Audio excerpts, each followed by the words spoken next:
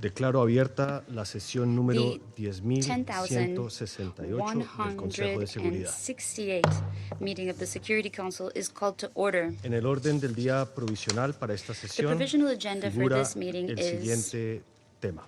The following topic. Non-Proliferation, Non-Proliferation, Security Council Committee established pursuant to Resolution 1737 of 2006. The distinguished delegation of the Russian Federation has requested the floor. Mr. President, we regret that certain members of the Security Council continue to flagrantly violate decisions previously adopted by the Council and to impose their fabrications about the purported reinstatement of the work of Security Council Committee 1737 on others. We're once again compelled to recall that the adoption of Security Council Resolution 2231 in 2015 terminated the effect of previously imposed Council resolutions against the Islamic Republic of Iran. The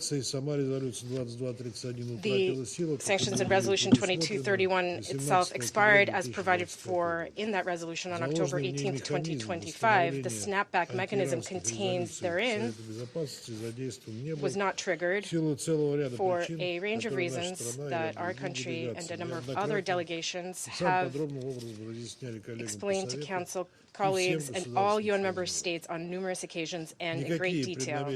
No deliberate distortions of the letter of Security Council Resolution 2231 and the Joint Comprehensive Plan of Action endorsed by it, nor references to the erroneous and unlawful position of the UN Secretariat's leadership are of any relevance here. There are and will be no grounds for holding a briefing of Security Council Committee 1737. That body ceased to exist in 2015, and the Council has taken no decisions whatsoever to reinstate it.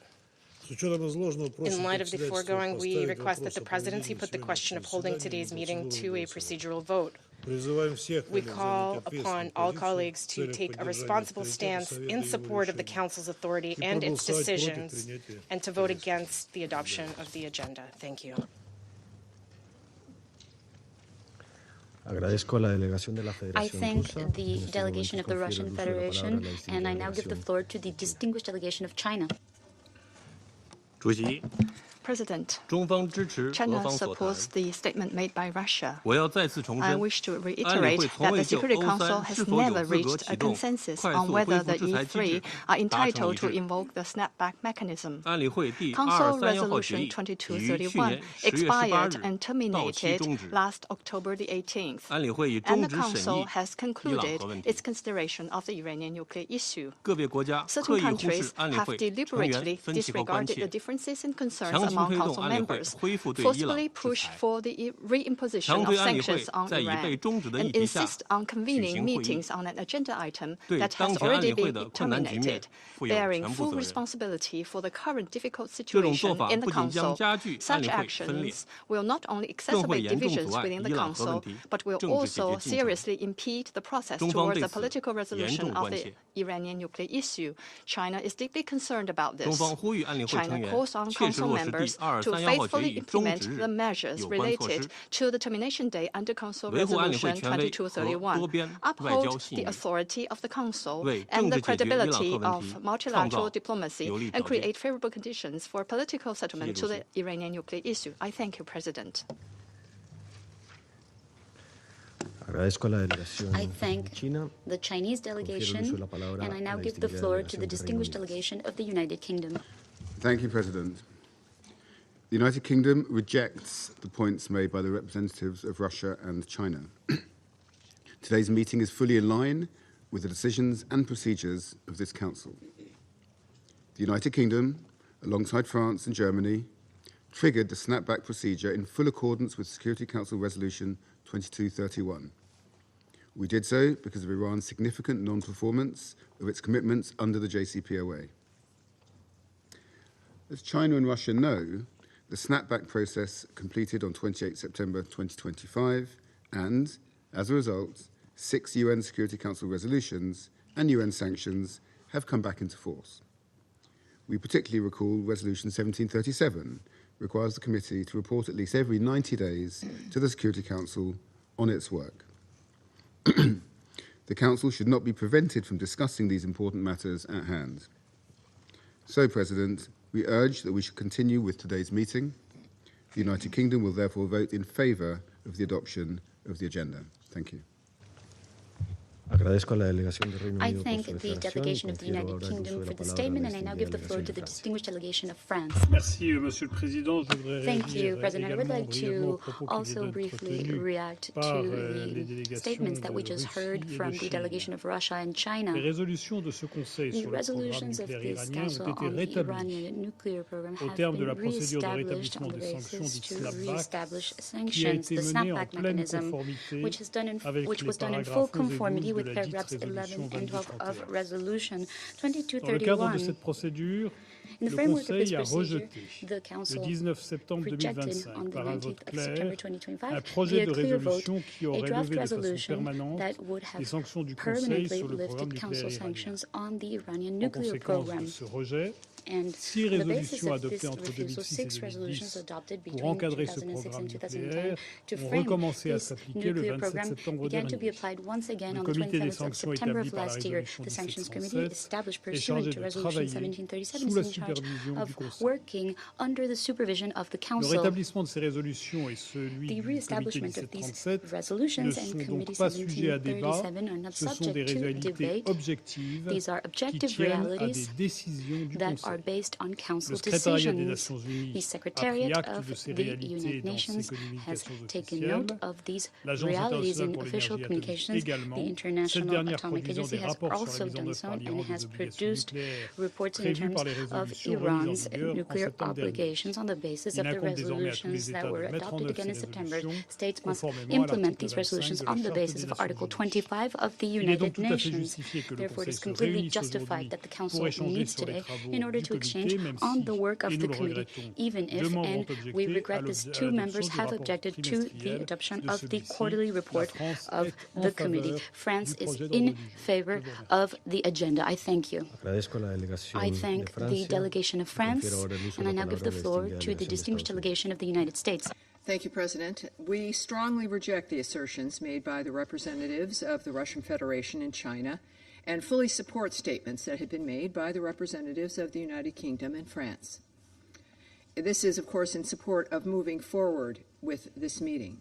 Resolution 1737 and subsequent resolutions mandate quarterly reports from the 1737 Committee to the Council. Today, the President of this Council, as acting chair of the 1737 Committee, should be presenting the Committee's 90-day report. We are disappointed that the obstruction from 2 Council members blocked the delivery of this mandated report to the Council, despite it being an entirely factual description of the Committee's activities during the reporting period. It is necessary to, nevertheless, continue to move forward with this meeting, which provides an important opportunity to discuss implementation of the sanctions measures reinstated by the Council. I urge everyone to join us in voting yes to adopt the agenda, hold the meeting, and allow the Council to proceed with its work. Thank you. I thank the delegation from the United States. The Presidency notes that there are no further requests for the floor. Now, in light of the requests and the statements by members of the Security Council, we will now vote on the provisional agenda for this meeting.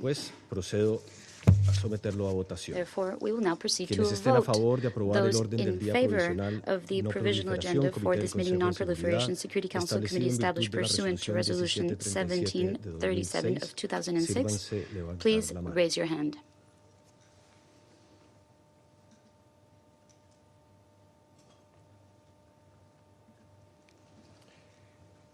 En contra. Against?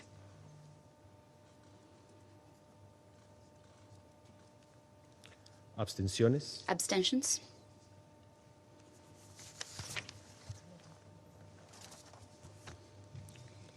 El resultado de la votación The es el result of the siguiente. voting is as 11 follows: votos a favor, 11 votes in favor, 2 votos en contra, 2 votes against, 2 abstenciones. and 2 abstentions.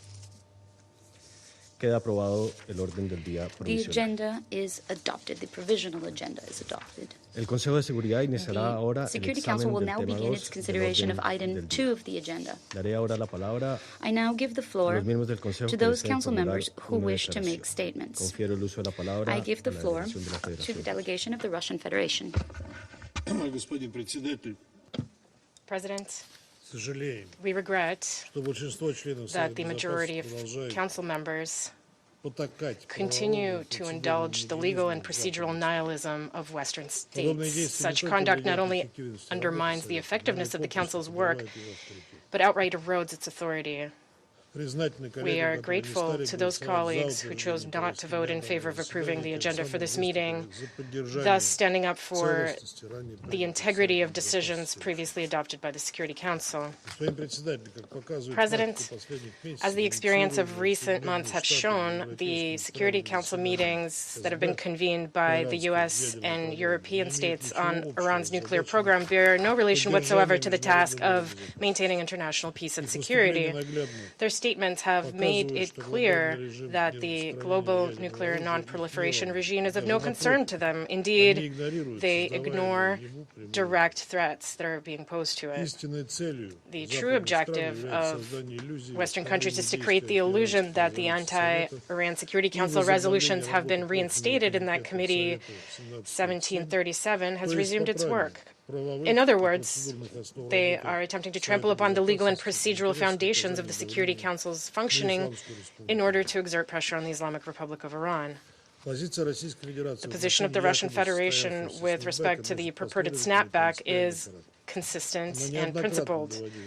Our position has been repeatedly communicated to member states, and anyone who wishes to review it may do so by consulting the letters circulated in the Security Council and the General Assembly by Russia, China, and Iran, as well as our many statements in the Council. For those with shorter memories, however, I will restate the key points. The letter submitted to the Security Council by the UK, France, and Germany in August 2025, claiming to trigger the snapback mechanism, did not constitute a notification within the meaning of Security Council Resolution 2231. These countries had no right to invoke this mechanism, given their chronic violations, series of violations of that resolution and the Joint Comprehensive Plan of Action endorsed by it, as well as their flagrant disregard for the JCPOA's provisions requiring that any dispute arising in the course of implementing the plan be comprehensively addressed through the dispute resolution mechanism in Vienna before being referred to the Security Council. For that reason, the outcome of the Security Council vote on September 19, 2025, on the draft resolution improperly submitted by the Republic of Korea could not produce any legal or procedural consequences with regard to the implementation of the snapback. No matter how much our Western colleagues might try to persuade us otherwise, reality is unrelenting. No reinstatement of the anti-Iran Security Council resolutions has taken place. Security Council Resolution 2231 expired, as it was meant to do, on October 18, 2025. On that same date, the non-proliferation agenda item was removed from the list of matters before the Security Council. In other words, the Council had concluded its consideration of the Iranian nuclear issue. No unlawful actions by the UN Secretariat in violation of Article 100 of the UN Charter, including restoring the website of Committee 1737 and its sanctions list. None of these actions can serve as a justification for any alternative interpretation. There is accordingly no basis whatsoever for resuming the work of Committee 1737 or holding its briefings in the Council. The fact that some members choose to attempt to prove the existence of the committee by organizing stakeouts only points to the fact that they themselves are straining to prove to themselves and other members of the UN the legal invalidity of their position.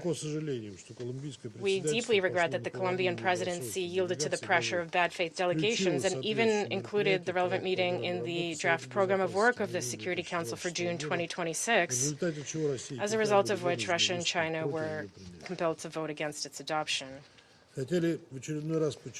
We wish to emphasize once again that any attempts to get Committee 1737 back on track are futile.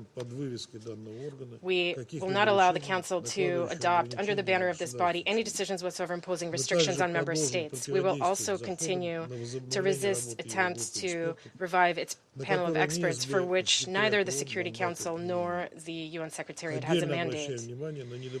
We separately note the unacceptability and pointlessness of attempts to legitimize the committee by equating it with Security Council subsidiary bodies that genuinely exist. We categorically reject the actions of European members of the Council who are blocking the adoption of a long overdue decision on the distribution of chairmanships of the Sanctions Committee by issuing ultimatums and demanding without any justification that the 1737 committee be included. By doing so, they are holding the entire Council hostage. Your colleagues, your blackmail will not work.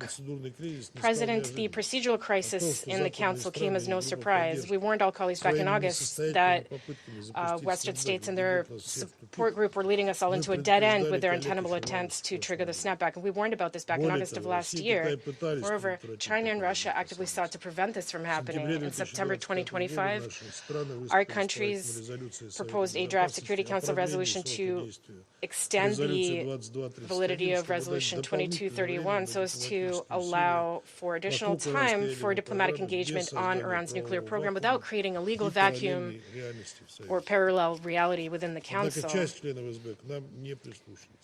Some Council members, however, did not heed our call, and the United Kingdom, France, and Germany chose to go all the way to the end with their claims of snapback reinstatement, rejecting any negotiated arrangement. Indeed, subsequent events once again demonstrated their lack of any genuine interest in a peaceful resolution of the dispute surrounding the Iranian nuclear issue. This was made starkly clear by their reaction, or rather lack thereof, to the aggressive actions taken by the U.S. and Israel against Iran, first in June 2025 and then again from February 26 onwards. European member states did not show the slightest concern for the obvious and egregious violations of international law by Washington and West Jerusalem, nor their attempts to undermine the global non-proliferation regime through strikes against Iranian civilian nuclear facilities under IAEA safeguards. This includes repeated attacks in the immediate vicinity of the Bushehr nuclear power plant. Instead, Western delegations continued to repeat, as if it were a mantra, their well-worn talking points about some supposed threat to international peace and security allegedly posed by Iran's nuclear program. And this was despite the fact that the sole source of objective and credible information on this matter, namely the reports of the IAEA Director General on verification monitoring activities in Iran, never identified any instances of nuclear material being converted to military purposes in the country. Any issues with inspections have arisen solely as a result of the U.S.-Israeli aggression. Yet even now, Western delegations continue to use every means at their disposal to claim that the anti-Iran Security Council resolutions have been reinstated with only one goal only: to continue exerting pressure on Tehran to shift the responsibility for the current crisis in the Middle East onto Iran. We stress that further politicization of the work of the Council on this will do nothing but fuel an escalating spiral of tensions and will adversely affect the prospects for a negotiated solution. Moreover, such an unconstructive approach will impede the creation of conditions for the resumption of IAEA verification activities in Iran that were disrupted by the unlawful and reckless actions of the U.S. and Israel. We are convinced that this does not serve the interests of the international community as a whole. We call on all Council members and its President to stop adding fuel to the fire and to instead focus on promoting a political and diplomatic settlement for Iran. This is an effort to which a number of constructively minded states are already contributing, including our Pakistani colleagues. Russia stands fully ready to support these efforts. I thank you. I thank the delegation of the Russian Federation, and I give the floor to the delegation of Bahrain. Sayyid al-Rais, في البداية أود أن أتقدم بالشكر إلى وفد جمهورية كولومبيا على جدولة هذه الجلسة الهامة للجنة الجزاءات المنشئة عملاً بالقرار 1737 having convened this meeting of the Sanctions Committee established by Security Council Resolution 1737 at a time where it is more necessary than ever to make use of the Council's tools to preserve international peace and security. President, this discussion takes place in a sensitive regional conflict marked by de-escalation efforts on the part of Iran, Resolution 1737, as well as Resolution 552 and Resolution 2817 were all adopted in order to maintain international peace and security and strengthen trust, as well as combat activities that could destabilize the region. We are seeing a worrying paradox in our region. Currently, we're seeing a contradiction between commitments and reality on the ground. While Iran is attempting to rebuild trust with the international community and its neighbors in accordance with the provisions of Security Council resolutions, we are seeing, on the contrary, a dangerous escalation created by the launch of missiles, drones, destruction of property, vital facilities, and peaceful civilian nuclear facilities. It is regrettable that principles enshrined in the resolutions of the Security Council are becoming mere slogans in statements that are flouted in practice, in particular through behavior that threatens the security of individual states in the entire region. Such actions erode trust and destroy trust. Rather than strengthening security, they undermine security. Instead of bolstering stability, they lead the region into new tensions. Under the impact of these hostile policies, our region has become a theater of successive hostilities and uncertainty, which endangers civilians and disrupts the economy as well as stability. It places international trade and energy safety at the mercy of Iranian policies based on confrontation rather than dialogue and cooperation. Aerial images,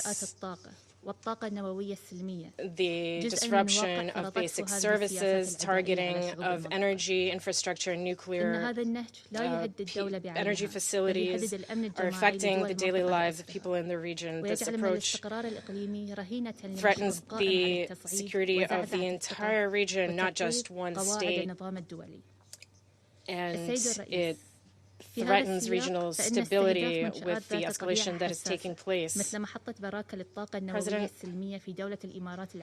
the targeting of sensitive facilities such as the Baraka plant in the UAE, as well as attacks targeting the Gulf Petrochemicals Industries Company in the Kingdom of Bahrain constitute a dangerous escalation that could have led to catastrophic consequences on the nuclear safety and security, not to mention the environmental and humanitarian impacts. President, these facts reveal a reality we can no longer ignore. This violation of obligations is no longer limited to a single issue. It is a systemic behavior that poses a daily threat to regional security and stability. By arming our groups and proxy actors, as well as targeting major routes, we're seeing these routes become recurrent targets of threats and attacks, which only makes the crisis worse.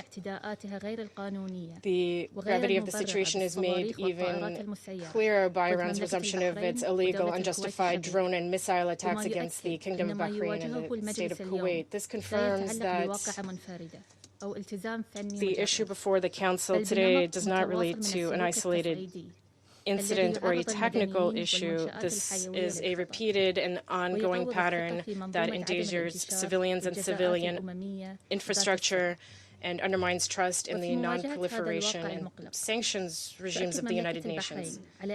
Faced with this worrying situation, the Kingdom of Bahrain stresses the importance of continuing the work of the 1737 Sanctions Committee, which is an essential tool for guaranteeing respect for related obligations and is part of a broader tool set that would include a panel of experts that could support the work of the committee and make the sanctions regime even more credible. President, we welcome the progress made by diplomatic efforts aimed at reducing tensions. However, we stress that the success of such steps remains dependent on Iran's respect for its commitments on the ground and its rejection of any practices that could undermine trust or destabilize the region. The Kingdom of Bahrain asks for those commitments to be translated into concrete measures, namely through the cessation of hostilities, respect for the principles of good neighborliness, state sovereignty, and ceasing the use of missiles and ensuring respect for international law and the Charter of the United Nations. To conclude, Bahrain calls on the Council to fully shoulder its responsibility and ensure that Iran respects its international obligations and its violence in a way that will guarantee regional and international peace and stability and preserve the credibility of the non-proliferation regime and the UN sanctions regime. Thank you. I thank the delegation of Bahrain, and I now give the floor to the delegation of France. Thank you, President. I would like to first thank the Presidency of the Security Council for preparing this meeting and for preparing in advance a draft quarterly report for Committee 1737. It's regrettable that two members once again blocked the adoption of the report and prevented its introduction in the Council. It's been almost 9 months that Council resolutions on the Iranian nuclear program have been established on the basis of procedures pursuant to paragraphs 11 and 12 of Resolution 2231. These resolutions were reestablished because the Iranian nuclear program continues to be a threat to international peace and security, as we can see in independent quarterly report of the International Atomic Energy Agency that has a mandate to verify the nature of nuclear activities in Iran. These resolutions were reestablished because Iran, after 2019, chose to persistently and systematically violate its commitments on the basis of the JCPOA when European countries had adopted all possible measures in order to continue to apply their part of the agreement. Iran constantly violated its commitments when there were viable proposals offered in 2021 and 2022 by the European parties and the United States, and when the E3 had deployed until the summer of 2025 efforts in order to find a negotiated solution during 7 different discussions with Iran. Let's recall some facts here. Iran accumulated a stock of highly enriched uranium that cannot be justified in the framework of a nuclear program that is purely civilian in nature. It includes over 400 kilograms of highly enriched uranium, up to 60%, which is a quantity that is potentially sufficient to produce around 10 explosive nuclear devices, and the IAEA has lost trace of these since June in 2025. The Director General of the IAEA underlined that Iran is the only non-nuclear weapon state that enriches uranium to this level. It is critical to have clarity on the situation with regards to these stocks. Moreover, Iran practically suspended all cooperation with the IAEA. It's been almost a year, and teams do not have any access to Iranian sites that are sensitive from the point of view of proliferation, such as Fordo, Isfahan, or Natanz.